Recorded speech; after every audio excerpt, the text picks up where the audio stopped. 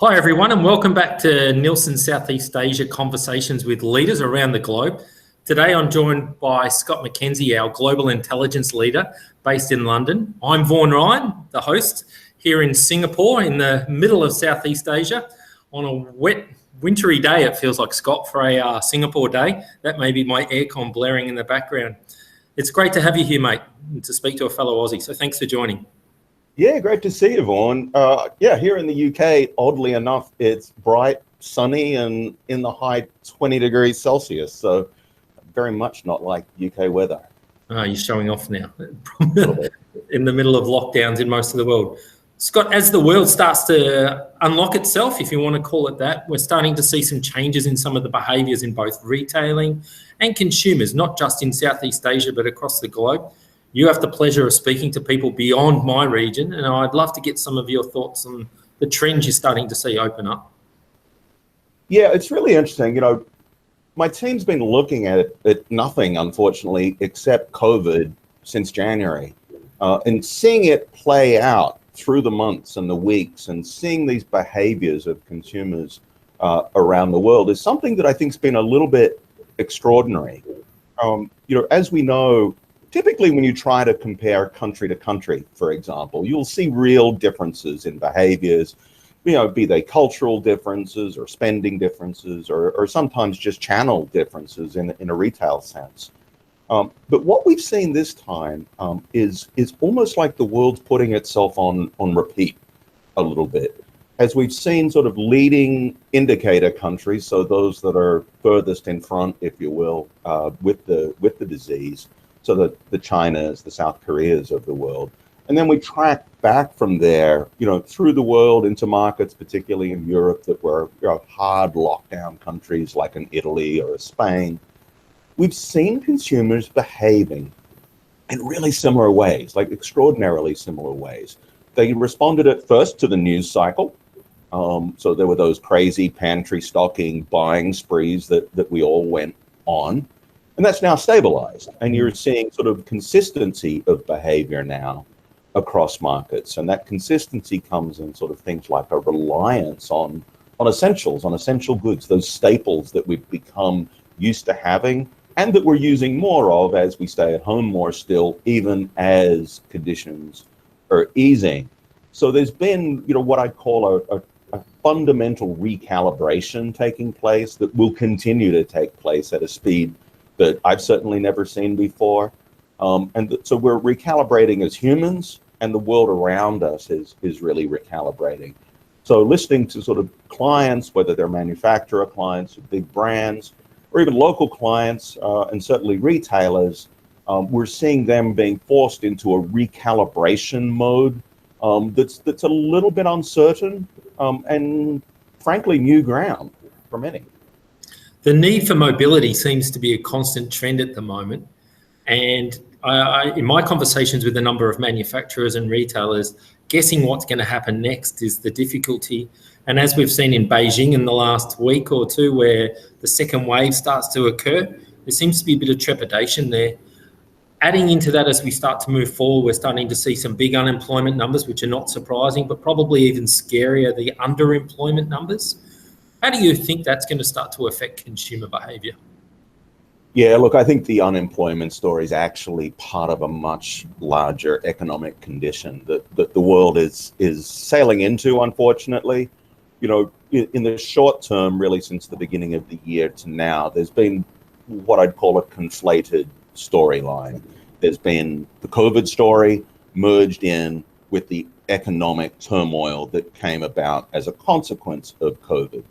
But as COVID-19, let's call it, settles down or becomes more part of our lives whilst we await a vaccine or some meaningful form of treatment, the economic underpinnings are really quite devastating if they play out with the potential that they have on a global basis. If you look at even in the world's largest country, so look at the US, where you saw overnight millions of people plunged onto the jobless queues. What I think is more concerning is when you start to look at youth unemployment. So right now, if you look at youth unemployment in the US, say 16 to 24-year-olds, you're seeing 25% unemployment numbers in there. Now, that's a huge, terrifying number on its own. But if you think about the consequences of that, kids not going to universities because it's too expensive, or they've decided to delay until they can go back to a non-virtual learning environment. So you're seeing them stay at home longer. You'll see them stay at home in ways that we saw and have experience with. If you look at Spain, for example, which was really just coming out of really long-term youth unemployment, where you had 30% levels of unemployment, long-term periods of young people staying at home, creating this sort of multi-generational dynamic, which for both manufacturers and retailers, demands a real rethink of everything from their portfolio to their pricing to the way they produce products for that sort of new dynamic that will spin around unemployment, we think, through the next decade. Yeah, and I guess with that will become a need for manufacturers and retailers to start to adapt their portfolio and range accordingly. We know that through our rebound, reboot, reinvent conversations that we've had over the last few months that we've had on these series discussions, we've spoken a lot about the need for innovation to cater for that. We've spoken a lot about range rationalization. What are you and your team starting to see in that phase? Are we seeing retailers and manufacturers adapt quick enough? I don't think they're adapting quick enough, no. We've certainly seen adaptation. So if we take the largest manufacturers in the world, you're seeing a rough piece of mathematics that see them play out around focusing on the top 20% of their product range that produces about 80% of their revenue. So that sort of 20-80 rule that they're applying. And that's somewhat consistent. Now, part of that's a calibration against managing supply. So just making sure that they continue supply chain, and that comes right back to their manufacturing plants in many instances. The other piece of that is that they're pivoting to what's in higher demand at the same time, particularly in categories where we've seen big demand, whether that's around food items or personal care, household cleaning, those kinds of things.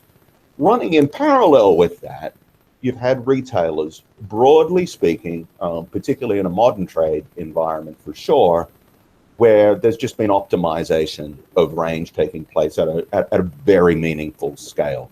So we've seen gravity towards, category leaders. They've been, given shelf space because in times of uncertainty, consumers have gone back to, if they've moved away from, those brands that they trust. And retailers have been conscious of that, but they've also had to make shelf space available, expanded shelf space for higher demand things, again, like that household cleaning items. And in some instances, they've actually had to remove shelves, making their aisles bigger for safer sort of experiences in-store shoppers. So, that then brings about, another knock-on effect, which is, making sure that they've got not just a range that aligns with the new and pivoting demand, which feels like it's changing daily, but also that they've maintained some level of pricing within it to be able to maintain profitability. So they're walking a knife edge on that right now. Yeah, it's interesting as you start to talk more and more about this, it starts to reflect, I start to reflect a bit of what Justin Sargent spoke about a few weeks back, which was this offline to online trend we're starting to see. And the challenges as a manufacturer today is this fragmentation that's going to continue to occur in the market and creating portfolios that can adjust to each of those fragmented retail environments. The online environment is going to be different to the convenience sector. It's going to be different to the traditional trade, to the supers and hypers and what's available within those stores. As you start to move forward, you realise the need for innovation is critical. What sort of suggestions would you have for manufacturers that are and retailers as well that are considering innovation? What are the key areas they should be looking at? Yeah, the innovation question's really interesting right now, I think, because there's a bit of a tendency instinctively for brands in particular to think about where they can pull back on spending. And innovation is an area that instinctively they feel is the right thing to do. Unfortunately, they're wrong.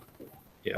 We went and did a fairly deep study across time cycles for recessionary periods to understand innovation and the relevance and importance of innovation when times are tough, such as we're facing, and certainly such as we're headed into as it gets worse. The brands that innovated the most and the earliest were by far the most successful coming out of the recessionary environment. Those who failed to innovate were frankly left in the dust. And innovation wasn't always amazing new products. It was innovation around things like pack sizes, as people thought about whether they could maintain brand affinities but come down in pack sizes. Or it was around, particularly, I think this is relevant today, brand claims. So the efficacy of the product. Does it work? Does it do what it says on the pack? We all want two things when we go to a store right now. We want to go in and find what we want, so we're hoping it's available, and then we want to get out as fast as we can because we're still concerned about healthcare, health of ourselves, health of our loved ones, our pets, etc. So that's a huge one. Those who walk away from innovation right now are taking a risk, and it's a risk that will probably not pay off for them based on all of the science that we've looked at. Yeah, and it's interesting when we're starting to see a lot of the behaviours of consumers. There's this real localisation. So in Southeast Asia, if you're in Ho Chi Minh City, you're looking for stuff that's made in Vietnam, or if you're in Bangkok, you're looking for made in Thailand. Are you seeing this in Europe and the US? Are these similar trends? Yeah, it's interesting. As I said, there's this sort of world on repeat right now. So we're behaving in similar ways. And as humans, we're gravitating towards what we can see and what we can know and what we can trust. And that means shorter supply chains.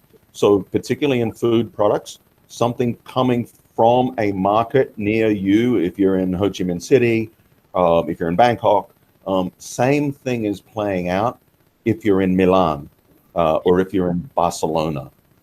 And frankly, we're seeing the same thing playing out in Latin America, which is really in the midst of the COVID firestorm right now. As we've asked people around the world what they're looking for, this is a big one, this resonance with local. And it's happening in a way that I think is a risky environment for traditional modern trade retailers, and to some extent traditional trade, though less so. The perimeter of the store, particularly fresh food right now, is a bit of a desert. People are reluctant to buy food if it's come across multiple boundaries or borders and touched multiple sets of hands. Supply has been difficult in some parts of the world still. So what you've seen is local farmers suddenly pivoting to a direct-to-consumer play. Every Thursday, I get a box of vegetables delivered to my front door by 7 in the morning from a farm that's 10 miles away. Yeah. And it's amazing produce. As a consequence of that, my online deliveries, my grocery deliveries from my online provider here in the UK no longer include very much in the way of fresh produce, because when there were those supply challenges and the concern about where food was coming from, my habits changed. Now we're starting to see that play out around the world. It's not just me, as it turns out. We're behaving like humans. It's funny, you talk a lot about some of the trends we're seeing, but it's really getting back to the basics of building trust with your consumers. It's about innovation to deal with the current situation, about what consumers' needs are at any point in time. It's about availability and execution excellence right now. So as much as we can overcomplicate the retail game and the FMCG world, it seems pretty simple to me at times, right? Yeah, I mean, it's as you say, it is fundamentals. It's back to basics. The difference is the speed. So if we think about pricing, for example, through the heyday, the horrible days of COVID, you sort of run on the shops, we saw a promotion all but disappear from stores. Trade promotion is only just beginning to return in some markets. Why? Well, partly it was a supply issue, but also we were less price sensitive. Yeah. We just wanted availability. And so now there's sort of a period in some markets where price is being taken and sort of that inflationary environment is playing out a little bit. But if you think about the past, if you were a category leader, you might have done a price study once a year. Now, it's changing on a weekly basis. Yeah, it is. I mean, it feels even faster than that some weeks. So Yeah. to be able to think you can run on the same kinds of cycles that you were before, whether that's from a portfolio point of view, from a pricing point of view, from an innovation point of view, I think you're a little deluded, frankly. That is not our world today, and I don't expect that to change anytime soon. I think the one certainty that you spoke about at the beginning is about the economy and unemployment and underemployment.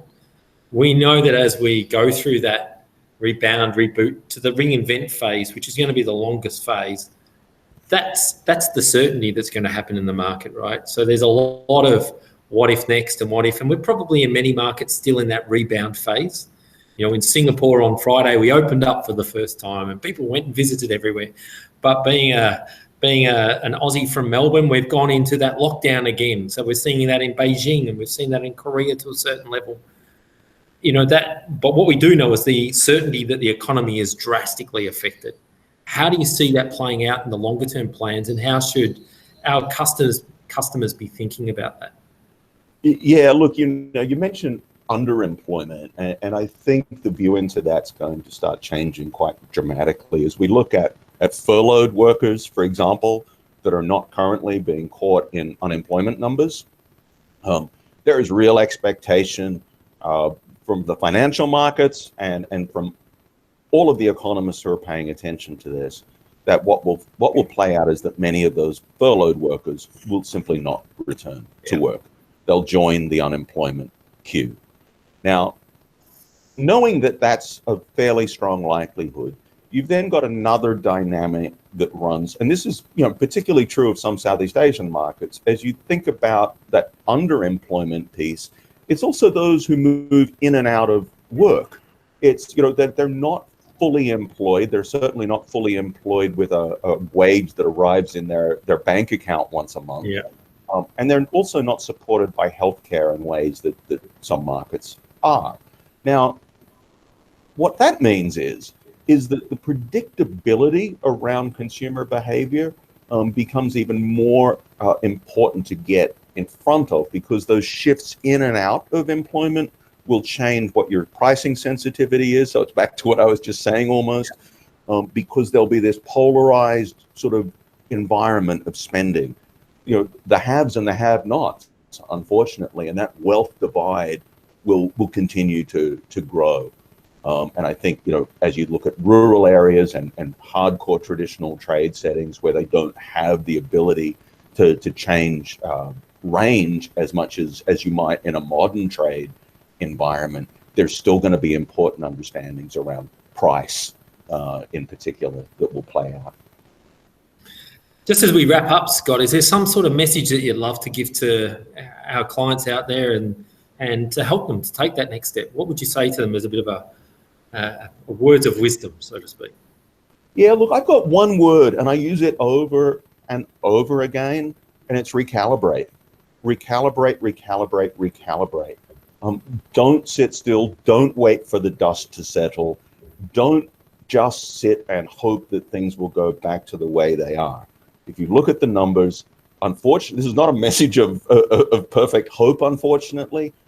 The numbers around the world are still horrible. The infection rates are still at some of the highest levels we've seen since the arrival of COVID in many countries.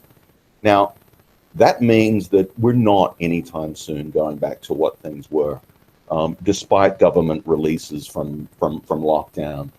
What we really need to get used to is recalibrating, because those who figure out how to recalibrate, where to recalibrate, and how often to recalibrate, which in my mind is all the time, I think they're just going to find that they become more relevant. So there's another R word. If you don't get that recalibration right, you're not going to get the relevance right. And relevance of buying things right now has never been more important. You know, think about all of our habits. We all focus a lot more, whether we realize it or not, in what we're buying and what's in those food products we're buying and what's not in them. Yeah. We want stuff that's meaningful to our lives in ways that we have not before. So recalibrate, and you will get that relevance back into your business if it's not there already. Thanks, mate. Thanks, Scott, for taking the time out today to share a lot about what's going on around the region, around the globe, around the impact of COVID on consumers. Like we've said in the previous discussions, if you've got questions, and you should have questions and you should have an action plan, reach out to your Nielsen associate. We'll jump onto the link that's provided where you've listened to this, and we can be here to try and help you out, because it's certainly not a time to be sitting on one's hands. It's a time for action and recalibration, to your point. So thanks for your time. Good stuff. Thanks, mate. Thanks for putting up with me.